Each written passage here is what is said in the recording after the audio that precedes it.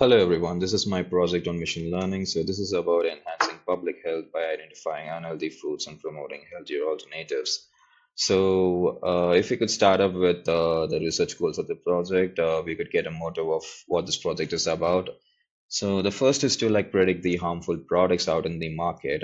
So the key beneficiaries is about the public who could get a better awareness of all the harmful products out there and how they could change their diet with some alternative good products. And so is with the policymakers and food retailers. They can maybe cut down the supply of these harmful products and change it with some alternative good healthy products.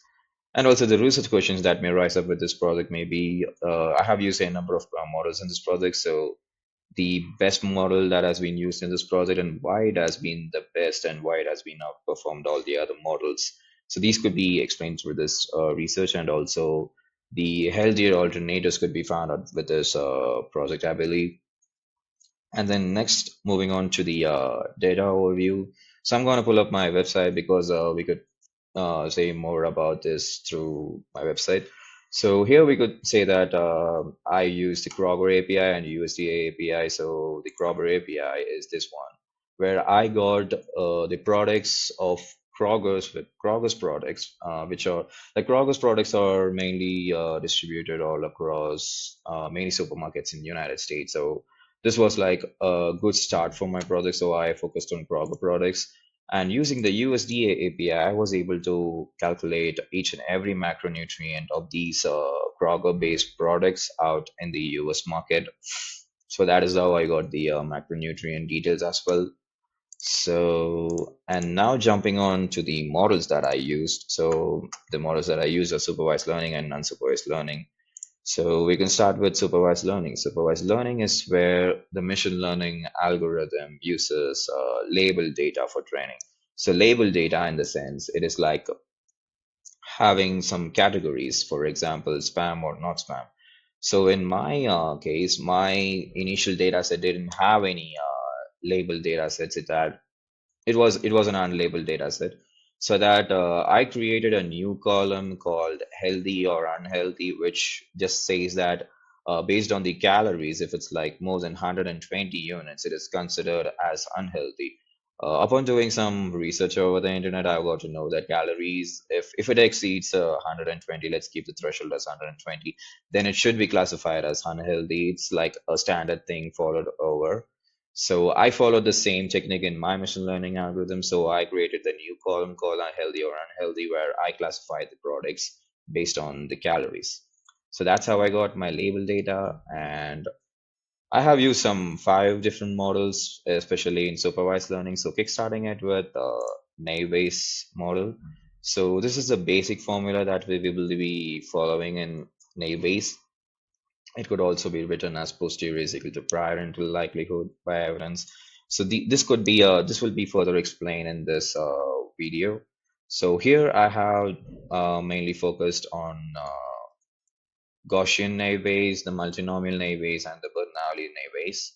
So if we could pull up the results page faster. So from this graph, we could understand that the Gaussian naive Bayes has got the maximum accuracy of 97%, followed by Bernoulli and multinomial. Since, I mean, even if the multinomial naive Bayes has 74% of accuracy, it has misclassified many of the data, and but then the Bernoulli seems to be performing okay, but then not as good as the Gaussian naive. So the interesting insight that I got through this uh, particular practice is that the Gaussian naive works well for my algorithm, and that is the overall insight that I got from the naive section. Now moving forward with the next model, which is decision tree. So decision tree is a mainly used practice when it comes to machine learning algorithms. So this is like through decision tree, we could like trace the actual path on how our model went up with the final conclusion. Like uh, we could learn how it landed up in the root node by tracing all the other paths and all. So for this, I took like three different trees, and those three different trees are based on two main attributes that is called Gini and entropy. So the Gini impurity is like randomly chosen element if it would be incorrectly labeled, if you randomly assign it based on the label distribution. So this is called Gini, and if you consider a Gini value of zero means it is of it's like no impurity, it's like pure. And entropy, on the other hand, it's like it represents the uncertainty of the data. So this is how I segregated my three decision trees. So if you could pull up the three decision trees, the first one is like the default Gini index one, and the next one is based on entropy, and the next is the minimum sample split. So this is like I took the minimum sample split as 20. So unless it's like at least 20 samples are available. So it's like that. The three decision trees are taken, and then these are the confusion matrix from each and every tree that I took. So surprisingly, the interesting insight that I got through this decision tree one is that all the decision trees are like having 100% accuracy, which I didn't expect. But seems like for this data set for this project, the decision tree works too good. So it's like 100% accuracy. And this is the main insight that I got through from this particular model. Now moving forward with the next machine learning model, which is the regression analysis. So when it comes to regression, we were talking about linear regression and logistic regression. So there are like some few differences between them. So if you want to explain about regression, it's like the regression line, clearly stating over here, that segregates the two categories. So it's like above the line and below the line, there are two categories. So this is called the regression line. And now moving forward with the actual output that I got through this regression. So when I ran the linear regression model, I got to know that it actually works good when we can see the regression line segregating two different categories. But then when it comes to the calories, when it's like very huge, let's say 600, 800,000, then it's like not like confident enough to segregate.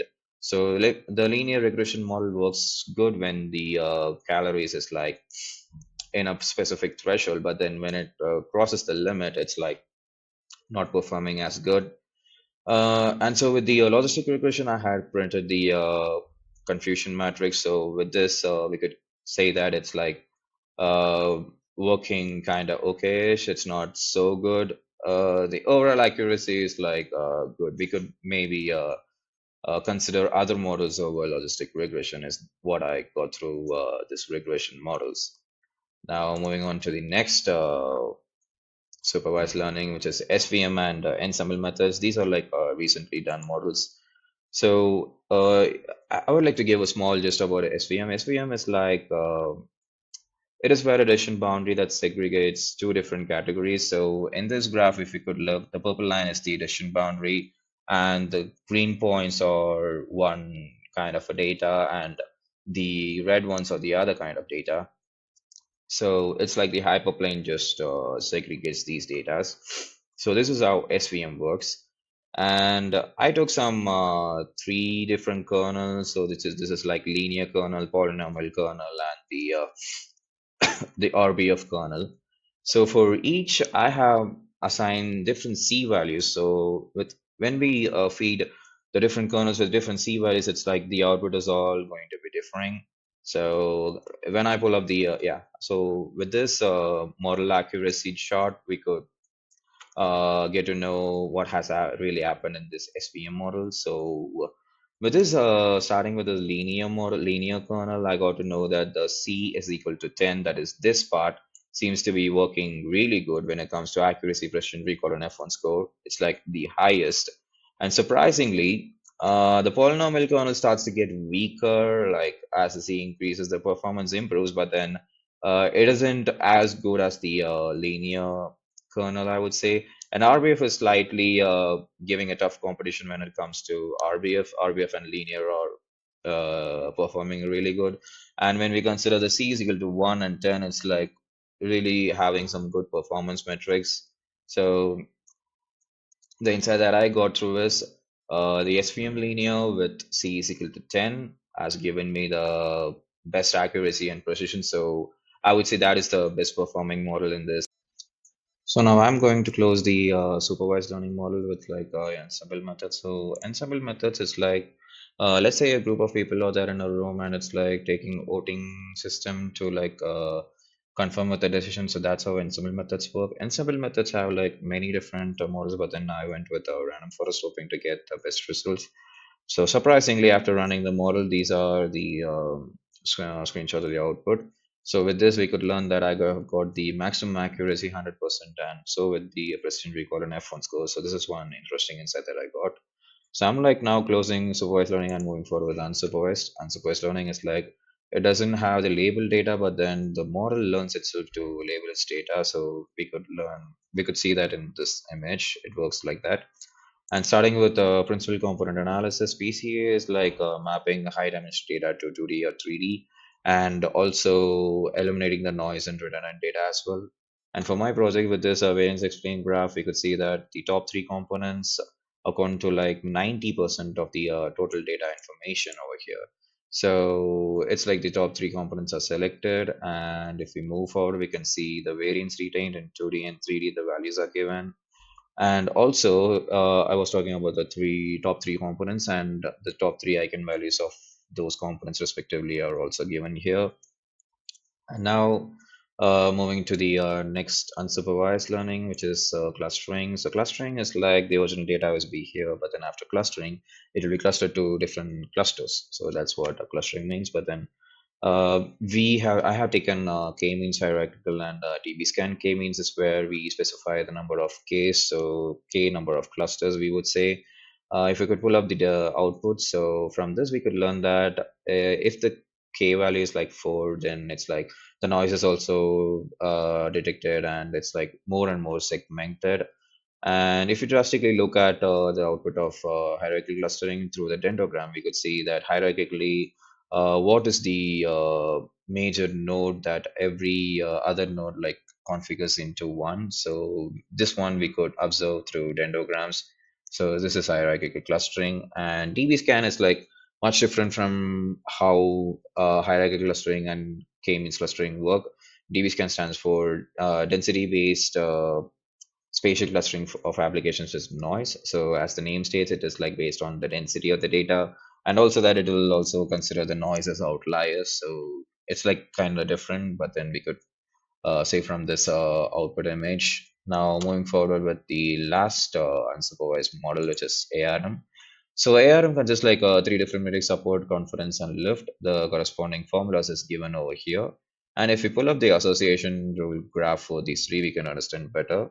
So with this top 15 rules for support graph, we could learn that if a customer buys 16 ounce millet, the chances that he would also buy chia gluten-free bread is also high.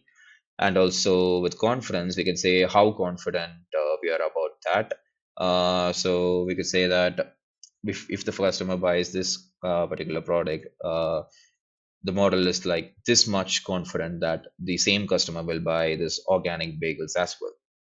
Now, if we consider lift, so if the lift value is like more than one, let's say in this thing it is like 5.5. So if a customer buys this whole wheat toast, it's like 5.5 units. It's like confident that the customer will also buy organic bagels. So that's what lift says. And that's the end of the models. I would like to conclude my project with my PPT. So with this, the key takeaways is that the health impact. So people could like easily find for other healthier alternatives than just sticking on with high calorie foods. So this is one key takeaway, and also that the same key takeaway can also be followed with the food retailers. They could replace their own products with like other good alternatives. So this is one major takeaway, and yes, thank you for watching my video.